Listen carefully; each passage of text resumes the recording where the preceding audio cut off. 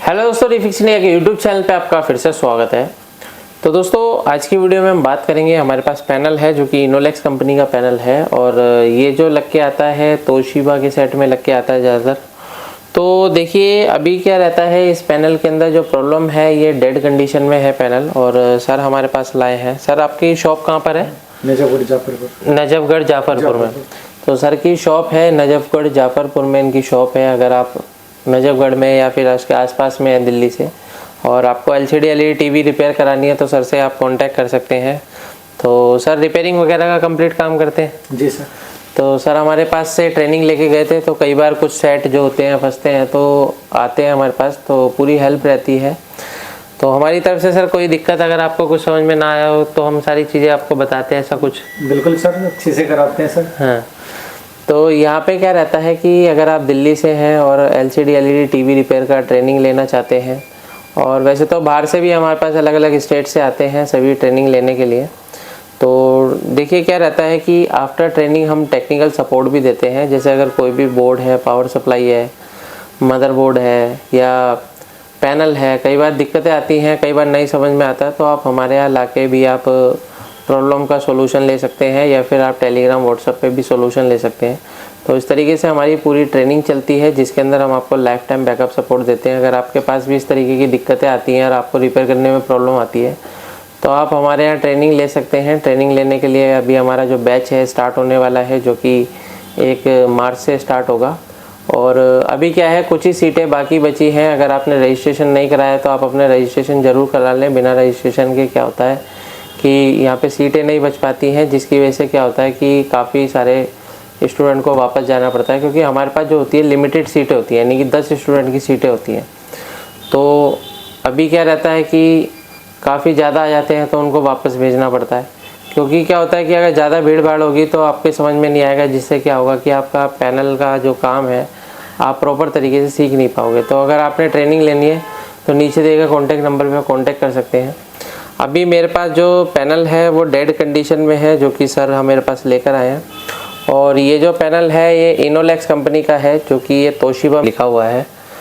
तो अभी क्या है, इसको हम चेक करते हैं स्टेप बाय स्टेप। सेट को ऑन कर लेते हैं और बोर्ड को स्टैंड बाई से रिलीज करते हैं। और यहाँ पे क्या है, वोल्टेज चेक करते हैं। सबसे पहले हमारे को जो वोल्टेज मिलेगा यहाँ पे अगर आप देखेंगे 12 वोल्ट की सप्लाई है, जो कि बिल्कुल परफेक्ट मिल रही है। 12 वोल्ट बिल्कुल ओके है। और ये 12 वोल्ट की सप्लाई जो है हमारे डीसी टू डीसी आईसी में जाती है।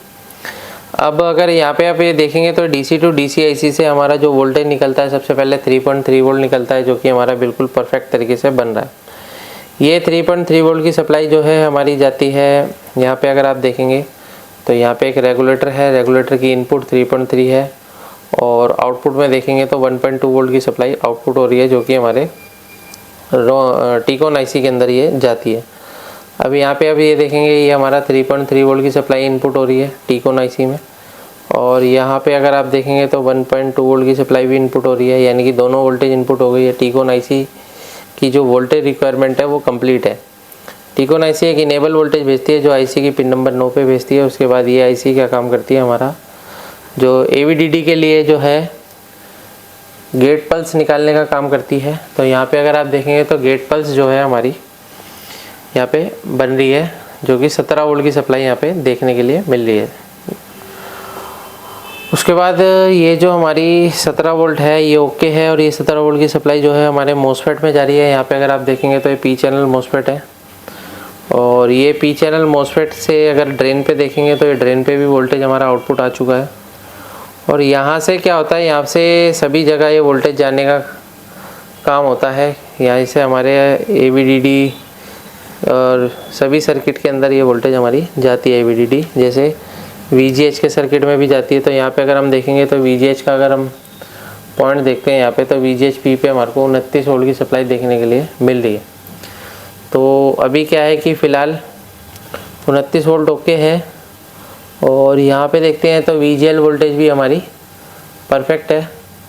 तो अभी अगर हम देखेंगे तो ये जो पैनल है हमारा थोड़ा सा स्लो मोशन में आ रहा है धीरे धीरे। यहाँ पे अगर आप देखेंगे तो ये धीरे धीरे जो है स्लो मोशन में आ रहा है हल्का हल्का। अभी देखते हैं क्या कंडीशन इसकी बनती है। कई बार होता है कि कोई सिग्नल मिसिंग होने से भी इस तरीके की दिक्कत मिलती है। तो ओके आगे देखते हैं। वोल्टेज हमारी ओके है, VGH भी ओके है, VGL भी ओके है।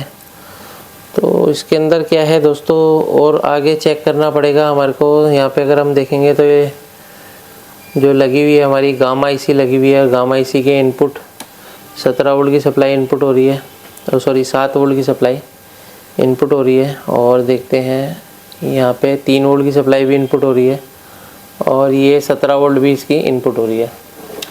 तो यानी कि क्या है, जो हमारी गामा IC है, गामा IC की इनपुट वोल्टेज सभी ओके हैं। गामा IC तो वर्किंग में है अभी इस टाइम, यानी गामा IC को भी वोल्टेज प्रॉपर मिल रहा है। हो सकता है कि हमारा जो गेट कॉफ होती है, कई बार गेट कॉफ पे हमारा कोई वोल्टेज या सिग्नल मिसिंग होता है, तब भी इस तरीके की दिक्कत मिलती है।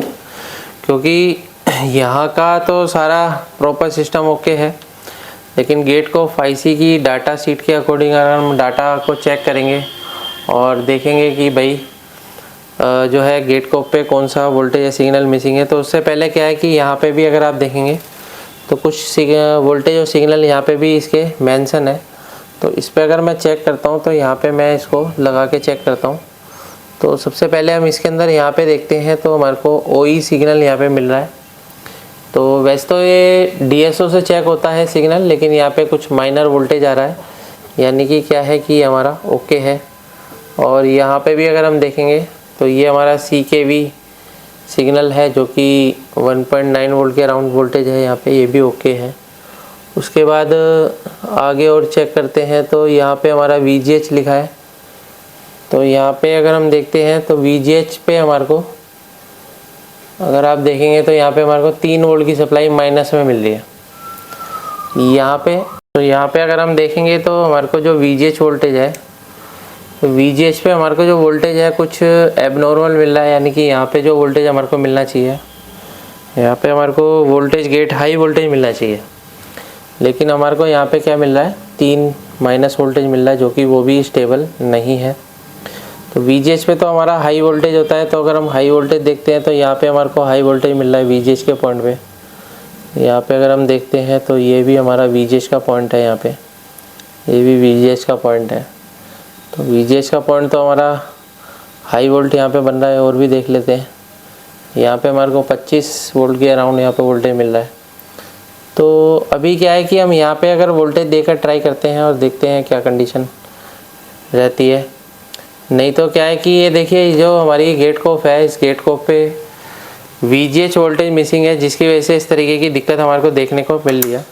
तो सबसे पहले मैं सेट को ऑफ कर लेता हूँ, और उसके बाद यहाँ पे क्या है, मैं अलग से जो है यहाँ पे एक वोल्टेज देकर चेक करता हूँ जंपर के द्वारा। तो कई बार क्या होता है कि इंटरनली ट्रैक ब्रेक होने से इस तरीके की दिक्कत मिलती है। जब शॉर्ट हो जाता है पैनल, तब भी इस तरीके की दिक्कत हमारे को मिलती है। तो इसको क्या है, हमारे को फर्स्ट क्लास तरीके से पहले फिनिशिंग से जोड़ना है, और उसके बाद चेक करना है क्या कंडीशन रहती है। यहाँ पे मैं इसको जोड़ लेता हूँ, और यहाँ पे हम इसको जो है जोड़ने की कोशिश करते हैं। पहले कम वोल्टेज से चेक करेंगे इसको।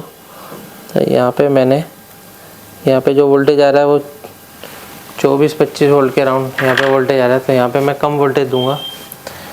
तो इसके लिए सोल्डर की ज़रूरत पड़ेगी। सोल्डर ले लेते हैं, 1 मिनट यहाँ से ले लेते हैं। तो यहाँ पे हम थोड़ा सा सोल्डर ले लेते हैं, और यहाँ पे क्या है, कनेक्शन देते हैं, और उसके बाद चेक करते हैं क्या कंडीशन बनती है।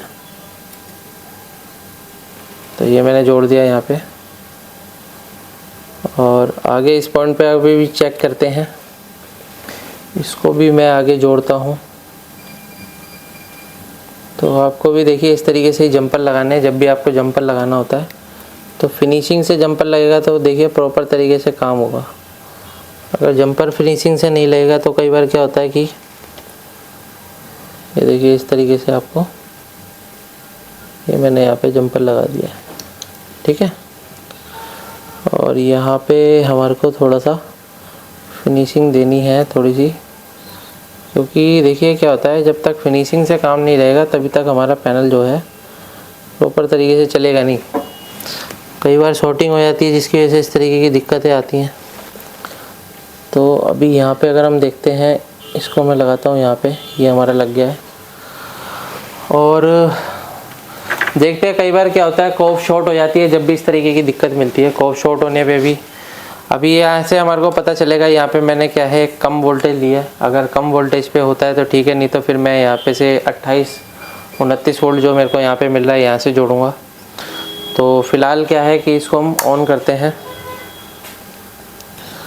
और ऑन करने के बाद देखते हैं क्या कंडीशन पैनल की रहती है, और वोल्टेज देखते हैं। अगर वोल्टेज ड्रॉप हो जाती है तो इसका मतलब हमारी कॉफ शॉर्ट है। तो यहाँ पे हमने इसको सेट को ऑन करा, और यहाँ पे अगर हम मल्टीमीटर को लगा के रखते हैं तो ये देख सकते हैं 25 वोल्ट यहाँ पे आ रहा है। पैनल की कंडीशन आप देख सकते हैं, पैनल हमारा ऑन हो गया है। ये पैनल ओके कंडीशन में चल रहा है। यहाँ पे अगर आप देखेंगे नो पिक्चर कंडीशन यहाँ पे आ गई है, और नो सिग्नल यहाँ पे लिख के आ रहा है। तो अभी जो पैनल है हमारा बिल्कुल फर्स्ट क्लास तरीके से चल रहा है। पैनल के अंदर क्या है, कोई इंटरनली ट्रैक ब्रेक होने की वजह से इस तरीके की दिक्कत हमारे को देखने को मिल रही थी। तो इस तरीके से हम किसी भी पैनल को आसान तरीके से रिपेयर कर सकते हैं। वीडियो आपको पसंद आए तो वीडियो को लाइक करें, शेयर करें, कमेंट करें। Thank you friends.